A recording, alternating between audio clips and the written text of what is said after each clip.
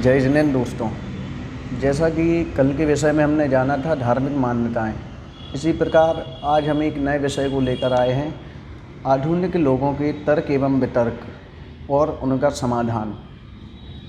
तो इस विषय को लेकर आज हम अपनी वीडियो शुरू करते हैं। एवं उसके पहले यदि आपने हमारे चैनल को सब्सक्राइब नहीं किया है तो अभी सब्सक्राइब कर लें और बेल आइकन अवश्य दबाएं, जिससे आपको रोज़ नोटिफिकेशन प्राप्त हो सके, और वीडियो को लाइक अवश्य करें। तो आधुनिक लोगों के तर्क एवं उनका समाधान। आधुनिक लोग कहते हैं कि एमसी में तो फोरे फुंसी शुद्ध रस हैं, मतलब साध रस हैं।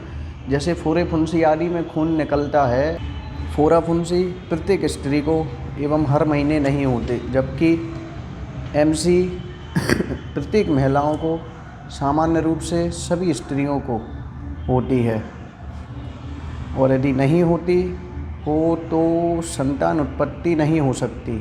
फोरा फुंसी औषधि लगाकर ठीक किए जा सकते हैं, जबकि एमसी का रक्त किसी भी मलहम आदि के माध्यम से नहीं रोका जा सकता। फोरा फुंसी के रक्त से किसी पदार्थ पर कोई विशेष प्रभाव नहीं पड़ता, जबकि एमसी के रक्त से लगभग सभी पदार्थों पर कुछ न कुछ प्रभाव अवश्य पड़ता है। फोरा फुंसी में यदि एमसी जितना रक्त बह रहा हो तो टाँकी लगाए बिना किसी भी हालत में ठीक नहीं हो सकता, जबकि एमसी का रक्त सहज रूप से 3-4 दिन में ठीक हो ही जाता है। और भी आप स्वयं इन दोनों में तुलना करके विवेकपूर्ण कार्य करें। कई लोगों की मान्यता है कि होटल के खाने की अपेक्षा तो अशुद्धि वाली के हाथ का भोजन कर लेना अच्छा है, क्योंकि होटल में तो 100 जातियों के हाथों का छुआ भी होता है और अशुद्ध अभक्ष्य भी होता है।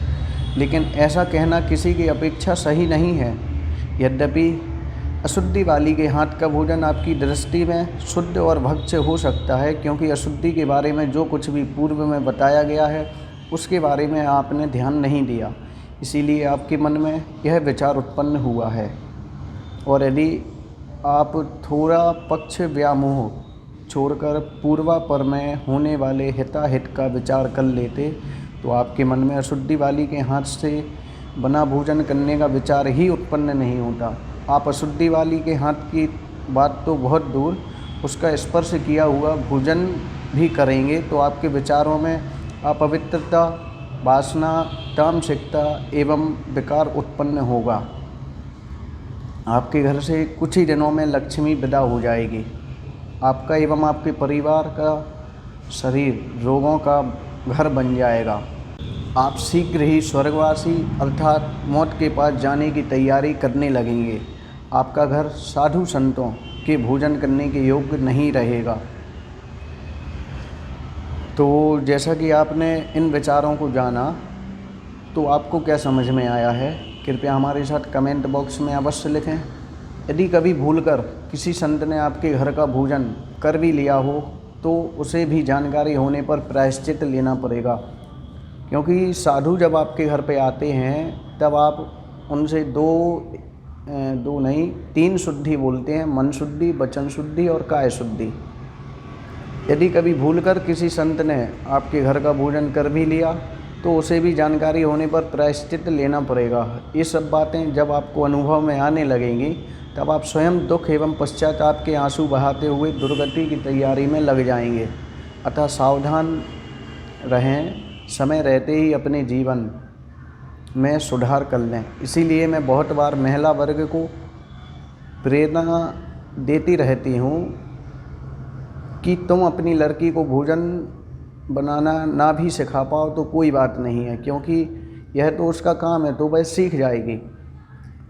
लेकिन अपने बेटे को बचपन में ही भोजन बनाना ज़रूर सिखा देना, और कुछ नहीं तो दाल चावल, रोटी सब्जी, चाय दूध बनाना तो सिखा ही देना, जिससे कि कल के दिन जब भी उसका विवाह हो तो उसे भी यह बात समझ आए एवं वह अपने घर पर भूखा ना रह सके, उसे कहीं बाहर होटल से भोजन लेने के लिए नहीं जाना पड़े। और यदि आपके पास में कोई ऐसी व्यवस्था नहीं भी हो पाती है तो हमें एक काम करना चाहिए। अपने यहाँ पर जो जैन मंदिर होते हैं वहाँ पर धर्मशालाएँ होती हैं, और शायद हर जगह पे जैन भोजन नहीं मिल पाता है, तो आप वहाँ से भी अपना टिफ़िन पैक करा सकते हैं। नोट: बेटे को भोजन बनाना सिखाने से होने वाले लाभों का वर्णन आगे बेटे के संस्कार वाले एपिसोड में किया जाएगा।